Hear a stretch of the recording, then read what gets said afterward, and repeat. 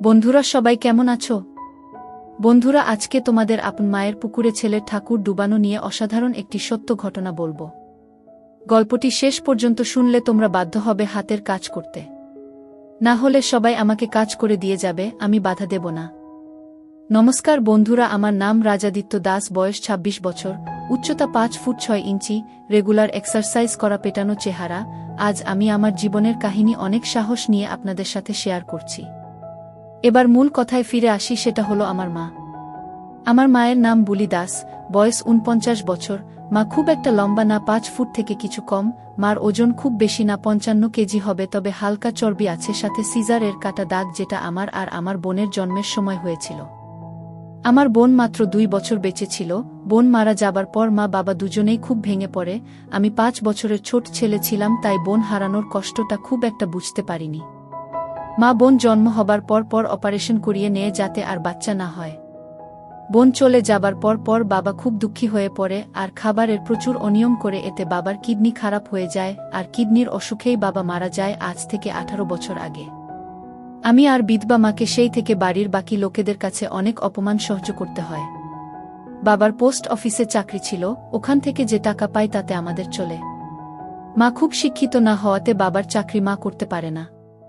ছোট থেকেই পড়াশোনায় ভালো ছিলাম, তাই ২ বছর আগে চাকরি পেয়ে যাই ভালো পোস্টে। ৬ মাস ট্রেনিংয়ের পর কলকাতাতে পোস্টিং হয় আমার মিউনিসিপাল কর্পোরেশনের সহকারী অফিসার হিসেবে। কলেজ লাইফে প্রচুর মেয়েদের সাথে সম্পর্কে জড়াই, ওসব কাজেতে খুব পারদর্শী হয়ে পড়ি। বাবা চলে যাবার পর আমি ও মা একে অপরকে আঁকড়ে ধরে বেঁচে থাকি। বাড়ির বাকি লোকেদের অন্যায় ব্যবহারের পর ও আমার বিধবা মা নিজের মনের জোরে আমাকে ভালোবাসা দিয়ে বড় করে তোলে। আমাদের ভাগে ২টি রুম, সাথে রান্নাঘর ও বাথরুম। ছোটবেলায় মার সাথে ঘুমাতাম, কিন্তু মাধ্যমিক পরীক্ষার পর আলাদা ঘরে ঘুমাতে চাইলে মা মানা করে, তাই অন্য ঘরে পড়াশোনা করে রাতে মার সাথেই ঘুমাতাম। কলেজে পড়ার সময় পড়া ছাড়াও ওসব নিয়ে খুব ভাবতাম, আর বাড়িতে লুকিয়ে লুকিয়ে ভিডিও দেখতাম আর বাথরুমে হাত দিয়ে। মা আমাকে আদর করত সবসময়, আর আমিও মাকে খুব ভালোবাসতাম ও শ্রদ্ধা করতাম, তবে মাকে কখনো অন্য নজরে দেখিনি। মা বাবা চলে যাবার পর ও অন্য কোনো সম্পর্কে জড়ায়নি ও আমাদের মাঝে কোনো তৃতীয় ব্যক্তিকে আনেনি, শুধু আমাকে ভালোবেসে নিজের সব চাহিদাকে বিসর্জন দিয়ে বেঁচে আছে, তাই মার প্রতি আমি খুব শ্রদ্ধাশীল। ২২ বছর বয়সে আমি গ্রাজুয়েশন পাস করে আমি কোচিং-এ ভর্তি হই ও সরকারি চাকরির পরীক্ষার জন্য প্রস্তুতি নিতে শুরু করি, ও ধীরে ধীরে বান্ধবীদের সাথে যে ওসব কাজ করতাম সেটা আস্তে আস্তে বন্ধ হয়ে যায়, তাই হাত দিয়ে কাজ সারতে থাকি। ইতিমধ্যে মার সুগার ধরা পড়ে, তাই মার যত্ন ও পড়াশোনা নিয়ে খুব ব্যস্ত হয়ে পড়ি, কারণ একটা ভালো চাকরি পেয়ে মার মুখে হাসি ফোটানো আমার একমাত্র লক্ষ্য হয়ে দাঁড়ায়। আমার চেষ্টা সফল ও হয়, আমি চাকরি পেয়ে যাই, এতে মার চোখে আনন্দে জল চলে আসে। আমি চাকরির ট্রেনিং-এর জন্য বাইরে যাই। ট্রেনিং শেষ হলে কলকাতাতে পোস্টিং পাই। একাই কলকাতা যাবার সিদ্ধান্ত নিই, কারণ আমি ভেবেছিলাম আগে চাকরিতে স্থিত হই, তারপর মাকে নিজের কাছে নিয়ে যাব। মা রাজি না হলেও আমি জোর করে একা কলকাতা চলে আসি, আর ১ বেডরুম, বাথরুম আর কিচেনের একটা ফ্ল্যাট ভাড়া নেই। নতুন চাকরির কাজের চাপ এ নিজের যত্ন নেবার কথাই ভুলে যাই। সারাদিন অফিস, বাড়ি ফিরে হোটেলের খাওয়া দাওয়া করি, আর অভ্যাসবশত রেগুলার ভিডিও দেখি আর হাত দিয়ে কাজ সারা আর সিগারেট টানার বাজে অভ্যাস শুরু করি। এতে হিতে বিপরীত হয় আর আমার টাইফয়েড হয়ে যায়, খুব অসুস্থ হয়ে পড়ি। তখন মা খুব ভয় পেয়ে যায় আর মামাকে সাথে করে নিয়ে কলকাতাতে চলে আসে আমার সাথে একবারে থাকার জন্য। টাইফয়েডের ইনফেকশন কমে আসেতে মামা চলে যায়। মামা চলে যাবার পরে মা সারাদিন আমার যত্ন করে, আমাকে খাইয়ে দেয়, আমার সব কাজ করে। স্নান করিয়ে দিতে চাইলে আমি রাজি না হওয়াতে মা আমাকে বাথরুম-এ ধরে ধরে নিয়ে যায় আর দরজার বাইরে দাঁড়িয়ে থাকে। এভাবে আস্তে আস্তে সুস্থ হতে থাকি। ডাক্তার আরও কিছুদিন বেড রেস্ট নিতে বলে। এদিকে মা থাকাতে অনেকদিন ভিডিও দেখতে পারছি না, তাই ছটফট করছি জ্বালায়। এভাবে হঠাৎ করে একদিন ফোনের নেট ঘাঁটতে ঘাঁটতে একটা গল্পের সাইট খুলি। গল্পের মেয়েটির জায়গায় ক্যাটরিনা কাইফকে মনে করি আর ছেলেটির জায়গায় নিজেকে। এভাবে নিজেকে শান্ত করি। এভাবে আর ২ মাস কেটে যায়। এরপর একদিন রাতে মার খুব পেচ্ছাপ পেয়েছিল, তো মা দৌড়ে বাথরুমের ভেতরে ঢুকে লাইট জ্বালিয়ে কোনোমতে পেচ্ছাপ করতে বসে। মা হয়তো ভেবেছিলি আমি ঘুমোচ্ছি, তাই দরজা বন্ধ করে, কিন্তু আমি গল্প পড়ছিলাম, তাই মাকে দেখে ফোন নামিয়ে পাশে রেখে দিই ও ঘুমানোর অভিনয় করি। হঠাৎ মাকে এভাবে দৌড়াতে দেখে দরজার দিকে তাকাই আর আমার মাথা নষ্ট হবার জোগাড়। কোনোদিনও মাকে এভাবে দেখিনি। পরক্ষণেই নিজেকে সংযত করি ও ভৎসনা করি। মাকে আমি কিছু বুঝতে দিই না, কিন্তু রাতে মা যখন আমাকে ধরে ঘুমায় তখন কেন জানি না আমার কেমন জানি হয়। নিজের মধ্যে এই পরিবর্তন আমাকে অবাক করে দেয়। এর মধ্যে একদিন রাতে গল্প ঘাটছিলাম তো হঠাৎ একটা মা ছেলের গল্প পাই। তারপরে মাথা আমার কাজ করা বন্ধ করে দেয়। একটু আলাদা রকম ফিলিং হয়, নিজের উপর রাগ ও হয়, কিন্তু আলাদা রকম উত্তেজনা হয়। একটার পর আরেকটা গল্প পড়তে শুরু করি ও ধীরে ধীরে আসক্ত হয়ে পড়ি। এমন পাগল হয়ে যাই যে গল্পের মায়ের জায়গায় আমার বিধবা মা ও নিজেকে কল্পনা করি। বাবু, তুই এখনো ঘুমাসনি? কত রাত হলো বলতো? এমন করলে তো আবার শরীর খারাপ করবে। তাড়াতাড়ি ঘুমা আর ফোন ঘাটা বন্ধ কর। ও আমি একটু ঘাবড়ে যাই। মা আমার বুকে হাত রেখেছিলি, ভাগ্য ভালো একটু নিচে রাখেনি, তাহলেই খুব বাজে ঘটনা ঘটে যেত। বাবা মারা গেছে প্রায় 18 বছর, মারও জ্বালা আছে নিশ্চয়ই। বাড়িতে আমার বিধবা ও ভুক্ত মা থাকতে বাইরে কেন যাব? আমাদের মধ্যেও কিছু হলে সেটা একবারে সুরক্ষিত হবে, কেউ জানবেও না, বাচ্চা হবার ও ভয় নেই। কিন্তু বড় প্রশ্ন হলো, আমি মাকে রাজি কি করে করব? ট্যাবলেট বা ঘুমের বড়ি দিয়ে কাজ করা আমার পছন্দ না, যা হবে অর্গানিকভাবে, মায়ের ইচ্ছাতেই। কিন্তু সেটা কিভাবে হবে বুঝে পাই না। প্রচুর রিসার্চ করি কিন্তু কোনো লাভ হয় না। আমি বিপাকে পড়ে যাই, কিভাবে কি করব? চোখের নিচে কালো দাগ পড়ে যায়। মা শুধু জিজ্ঞেস করে, বাবু তোর কি হয়েছে? কিন্তু আমি কিছু বলতে পারি না। আমার জন্মদিনের দিন মা নিজের মতো করে আয়োজন করে, আমরা আনন্দ করি। এরপর মা আমাকে বলে, জন্মদিন এ কি উপহার নিবি বাবু? আমি তখন বলি, মা তুমি সুখী থাকবে, খুশি থাকবে, তোমাকে ভালো যেন রাখতে পারি সেই আশীর্বাদটা দাও। মা বলে, তুই আমার খুব ভালো ছেলে, আমার স্বপ্নগুলো পূরণ করছিস, আমি খুব খুশি। এই কথা বলে মা কপালে আর গালে একটা হামি দেয়। আমিও একটা হামি দিই। এরপর মা বলে, বাবু একটা সত্যি কথা বলতো, রাতে তুই ঘুমাস না কোনো? চেহারাটা তোর কেমন হয়ে যাচ্ছে, আমার থেকে কি লুকোচ্ছিস? আমি বলি, কিছু কথা আছে, সেটা তোমাকে বলা যাবে না। এই ঘটনার দুদিন পর রবিবার দুপুরে মা স্নান থেকে বের হয়। আমি শুয়ে শুয়ে টিভি দেখছিলাম, হঠাৎ দেখি মার পা হালকা পিছলে যায় আর মা আলনা ধরে নিজেকে সামলানোর চেষ্টা করে। এই ধস্তাধস্তিতে মা অ্যাক্সেট হয়ে যায়, আর এই অবস্থায় আমি দেখে ফেলি। মা খুব লজ্জা পেয়ে যায়, আর যখন দেখে আমি তাকে দেখছি তখন মা আমাকে বলল, বাবু ওদিকে তাকা, আমার লজ্জা লাগছে। সাথে সাথে সায়া দিয়ে ঢেকে নিল আর একটা নাইটি নিয়ে দৌড়ে বাথরুম এ চলে গেল। মা অনেকক্ষণ হলো বাথরুম থেকে বের হচ্ছে না দেখে আমি মাকে দেখতে থাকলাম, কিন্তু মা দরজা খুলছে না। অনেক জোরাজোরির পর মা দরজা খুলল, কিন্তু মার মুখ খুব গম্ভীর। আমি মাকে বললাম, কি হলো তোমার মা? উত্তরে মা বলল, বাবু খুব বাজে ব্যাপার ঘটে গেল, এখন আমি তোর সামনে স্বাভাবিকভাবে থাকব। মা আমার হাত ধরে বলল, বাবু তুই আমার সব দেখে ফেলেছিস? উত্তরে আমি একটু ইতস্তত হয়ে বলি, হ্যাঁ মা, সব কিছু দেখে ফেলেছি। মা মাথায় হাত দিল আর বলল, খুব খারাপ হল জিনিসটা। আমি বলি, মা এটা অতটাও বড় ব্যাপার না। তখন মা বলে, কি বলছিস? আমার সব দেখে ফেললি আর বলছিস কোনো ব্যাপার না? উত্তরে বললাম, মা ও তো ভাবছ কেন তুমি? বাইরের কোনো তৃতীয় ব্যক্তি তো তোমাকে দেখেনি, আমি তো তোমারই অংশ, আমি দেখেছি। তুমি নিজের ইচ্ছেতে তো আমাকে সব দেখাওনি, ভুল করে হয়ে গেছে। নিজের ইচ্ছেতে দেখালে আলাদা ব্যাপার ছিল, আর তুমিও তো আমাকে কত অ্যাক্সেট অবস্থায় দেখেছ। তাহলে কি আমি লজ্জা করে বসে থাকব? ঘরে চলো। এটা শুনেই মা বলছে, বাবু সে তো ছোট থাকতে দেখেছি, এখন তো কত বড় হয়ে গেছিস। আর আরেকটা কথা, নিজের ইচ্ছেতে যদি আমাকে দেখে ফেলতি তখন কি আমাকে খারাপ ভাবতি? আমি রেগে গিয়ে বললাম, আগে শীতের পোশাক পরো, আমার খিদে পেয়েছে, একসাথে খাবো, তারপর আমি একটু বাইরে যাব। আমি স্নান করে আসি, তুমি পুজো দিয়ে নাও। আমি বাথরুম এ গেলাম আর হাতের কাজ সেরে নিলাম। আমার মাথা ঘুরে গেল। আমি তাড়াতাড়ি সব পরিষ্কার করে স্নান করতে লাগলাম আর মাকে নিয়ে ভাবতে লাগলাম, যেভাবেই হোক মায়ের সাথে কাজটা করতে হবে। আমি হালকা হালকা ইশারা দেব মাকে। এই ভেবে স্নান করে বেরিয়ে দেখি মা খাবার রেডি করে ডাইনিং এ বসে আছে। আমি চুল আঁচড়ে বডি স্প্রে লাগিয়ে খেতে বসলাম, আর চোখে মাকে দেখছি। মা নিচু হয়ে খাচ্ছে দেখে আমি বললাম, মা কি হয়েছে তোমার? যা হয়েছে সেটা ভুলেও যাও। তো মা বলছে, বাবু আমি ভুলতে পারছি না, খুব লজ্জা লাগছে গু। এই কথা শুনে আমি নিজের রাগ সামলে নিয়ে বলি, মা আমি কি করলে তোমার এই লজ্জা কাটবে তুমি বল। তো মা বলে, আমি কিছু জানি না রে বাবু। আমি এবার বলি, ঠিক আছে, তোমার এই গোমড়া মুখ আমার দেখতে ভালো লাগে না, তুমি ছাড়া আমার আর কেউ নেই। আমি তোমার সামনে অ্যাকসেপ্ট হয়ে যাব, তুমি দেখে নিও, তাহলে তোমার লজ্জা যদি কাটে। আর মা তুমি পোশাক পরেও যতটা সুন্দরী, পোশাক ছাড়াও ততটা সুন্দরী। এটা শুনে মা একটু থমকে গেল। তখন আমি মাকে বলি, আমি 8টার দিকে বাড়ি ফিরে আসি, তারপর সব কথা হবে।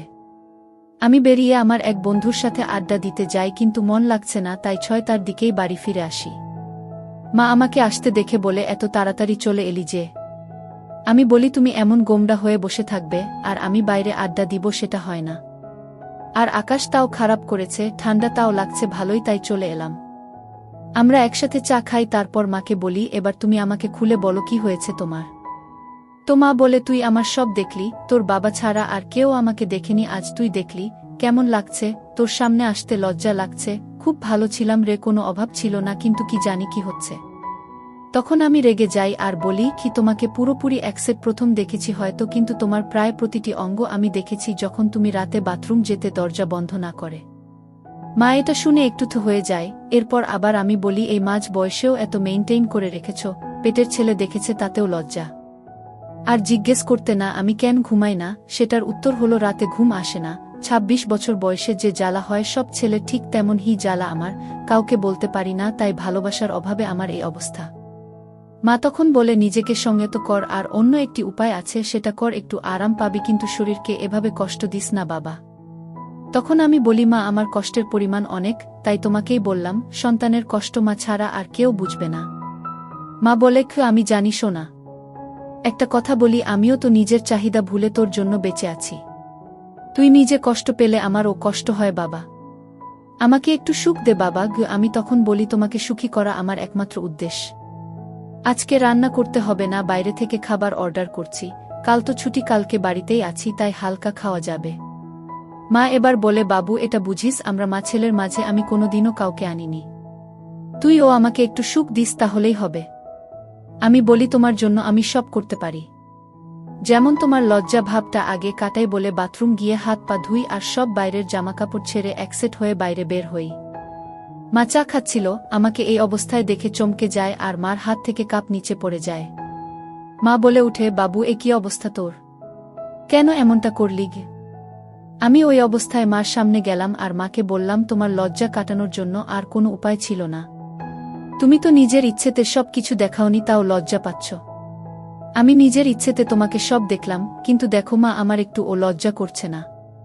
তোমার লজ্জা আশা করি এবার কেটে যাবে, আমরা একে অপরের পরিপূরক, আমাদের মাঝে কেউ আসবে না, তোমার সব কষ্ট আমি দূর করব, এভাবে মনমরা হয়ে থাকবে আমি সেটা দেখতে পারছিলাম না।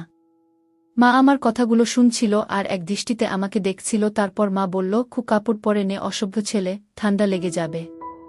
আর লজ্জা করব না ঘি বলে দাঁড়ালো আর একটা হামি দিল আর রান্নাঘরে চলে গেল। নিজেকে আয়নাতে একবার দেখলাম আর ভাবলাম চেহারাটা বেশ আমার। আমি এবার পোশাক পরে নিলাম। ইতিমধ্যে খাবার চলে আসলে আমরা তাড়াতাড়ি খেয়ে নিলাম। বাইরে ঝড় বৃষ্টি শুরু হলো, লোডশেডিং হয়ে গেল, আমরা সব ঠিকঠাক বন্ধ করে ইনভার্টার দিয়ে ছোট বাল্ব চালিয়ে শোবার জন্য রেডি হলাম। আমাদের ফ্ল্যাটটা 3rd ফ্লোরে, ওই ফ্লোর আরেকটি ফ্ল্যাটই আছে কিন্তু ওনারা বাইরে থাকে। আমাদের উপরে টেরাস গার্ডেন। মা শুয়ে পড়ল, আমি বাথরুম গিয়ে মার কথা ভেবে কাজ করতে লাগলাম, কিন্তু মা ডাকাডাকি করাতে ঘরে চলে আসলাম। মা ঘরে আসতেই জিজ্ঞেস করল এতক্ষণ কি করছিলি গু? আমি বললাম পটি করছিলাম। তো মা হঠাৎ বলে উঠল পটি করছিলি না অন্য কিছু করছিলি কে জানে। আমি কিছু বললাম না, জল খেয়ে সোজা বিছানাতে উঠলাম ও কম্বল গায়ে দিয়ে মাকে বললাম মা আরও গল্প করি, নিজেদের সুবিধা অসুবিধা সব বুঝি, কেবল 10টা বাজে, কাল ছুটি, দেরি করে উঠব। মা বলল ঠিক আছে, আজ থেকে আমি তোকে ঘুম পাড়িয়ে দেব গু। আমি বলি মা একটা কথা জিজ্ঞেস করব, লজ্জা পাবে না বা রাগ করবে না? তো মা বলল আমার লজ্জা তুই কাটিয়ে দিয়েছিস, ক্লাস 5-এ পড়তে আমার সামনে লাস্ট অ্যাকসেট হয়েছিলিস, আজ আবার হলি, আর তুই যদি নিজের মনের সব কথা আমাকে না বলিস তাহলে আমি রেগে যাব আর তার থেকেও বেশি কষ্ট পাব, আর ভাবব আমার ভালোবাসাতে কি কমতি থেকে গেল যে তোর আমি প্রিয় বন্ধু হতে পারলাম না। আমি একটা শুনে বলি তোমাকে কোনো কষ্ট আর পেতে হবে না, তোমার সব চাহিদা আমি পূরণ করব, তুমি চাইলে আমাকে স্নান ও করিয়ে দিতে পারো তোমার যেভাবে খুশি, আমি মানা করব না। এবার বলো তো মা নিজেকে কি করে তুমি সংযত রাখতে, আর কি করতে যেটা আমি করতে পারছি না, প্লিজ বলো। এই কথা শুনে মা বলছে বাবু আমি খুব খুশি হলাম যে তুই নিজের মনের কথাগুলো খুলে বলছিস গু। তখন আমি বললাম মা আমি সবসময় তোমাকে সব বলতে চাই, তবে তুমি যদি অস্বস্তি বোধ কর তাই বলতাম না, আর তুমি যা লজ্জা পাও তাই বলতাম না, তুমি ফ্রি হয়েছ তো আমি আমার সব তোমাকেই উজাট করে দেব, যেমনটা তুমি চাও। আমার বিধবা মা, আমার প্রিয় বন্ধু আছে, আর কাউকে লাগবে না। তারপর বলতে শুরু করলো বাবু তুই এটা ভাবিস না আমাকে শারীরিক কষ্ট পেতে হয়নি, তোর কষ্টের পরিমাণটা হয়তো অনেক, কিন্তু আমার কষ্ট ও কিছু কম ছিল না। অন্য কারো সাথে সম্পর্কে আমি জড়াইনি। তোর মুখ দেখেই নিজেকে সংযত রেখেছি। কখনো কখনো নিজেকে নিজেই ঠান্ডা করতাম, বাস আর কিছু না। জানতাম এটা শরীরের জন্য ঠিক না, কিন্তু আমার আর কিছু করার ছিল না। তোর জন্য সব কিছু বিসর্জন দিয়েছি বাবু। আমাকে এবার একটু সুখের মুখ দেখাস। আমার একটু খারাপ লাগল। আমি বললাম, সরি মা, আগে যা হয়েছে ভুলে যাও। আমি তোমাকে এখন থেকে এতটা ভালোবাসবো, আদর যত্ন করব, তুমি সব কষ্ট ভুলে যাবে। মা তখন বলল, বাবু তোর তো উপায় আছে নিজের চাহিদা মেটানোর, তাহলে নিজেকে নিজে ঠান্ডা করার চেষ্টা করিস না। খুব খারাপ। আমি বলি, মা ডাক্তার ও আমাকে মানা করেছে, কিন্তু মা আমার কোনো বান্ধবী নেই। আমি এখন কোনো সম্পর্কে জড়াবো না, আগে তোমাকে পৃথিবীর সুখ দেই, তারপর দেখা যাবে। তখন মা বলে, কি আমার ছেলে বড় হয়ে গেছে, কিন্তু সব সুখ কি আর পারবি? সব সুখ সবার কপালে থাকে না।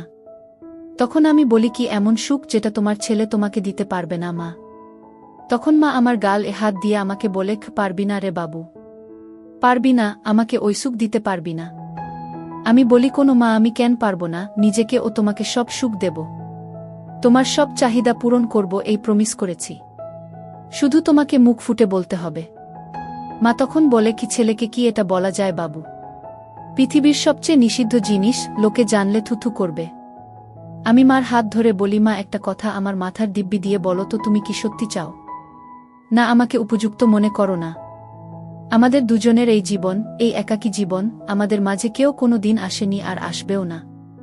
আমার জন্য সব বিসর্জন দিয়েছিলে, আমার জন্যই সব ফিরে পাবে। তুমি নিজেই বললে তোমার ছেলে বড় হয়েছে আর আমরা বেস্ট ফ্রেন্ড, তাহলে কি মা আমি? মা কান্না করে উঠল আর বলল, কি তোর থেকে উপযুক্ত আর কেউ না রে বাবু, শুধু আমার মাতৃত্ববোধ আমাকে আটকাছে। আমি তখন বলি, আমি কিছু কথা বলবো, তাহলে তোমার মাতৃত্ববোধ আরও জেগে উঠবে, কিন্তু সেটা আমাকে আপন করার দিকে। মা তুমি কি জানো, আমি শরীর খারাপের সময় ইন্টারনেট থেকে গল্প পড়তাম আর নিজেকে ঠান্ডা করতাম। গল্প পড়ে হঠাৎ তোমার আর আমার কথা মনে পড়ে যায় আর খুব গরম হয়ে যায়। মনের চাহিদা তোমাকে পাবার চাহিদাতে পরিবর্তন হয়, কিন্তু কোনো পথ খোলা না থেকে খুব কষ্ট পাই। ডাক্তার দেখায়, সেটা তো তুমি জানোই মা। মা তোমার ছেলে বেড়াজালে জড়িয়ে পড়েছে।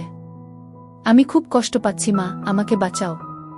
তোমাকে লুকিয়ে লুকিয়ে দেখি, তাই সেদিন তুমি খুব লজ্জা পাচ্ছ দেখে আমি নিজেই অ্যাকসেপ্ট হই, সব দেখানোর জন্য। আমি তোমাকে সুখ দিতে চাই, তোমাকে সুখী করতে চাই, ছেলের কর্তব্য পালন করতে চাই। তুমিও আমার কষ্ট দূর করে মায়ের দায়িত্ব পূরণ কর। আমাকে নাও মা।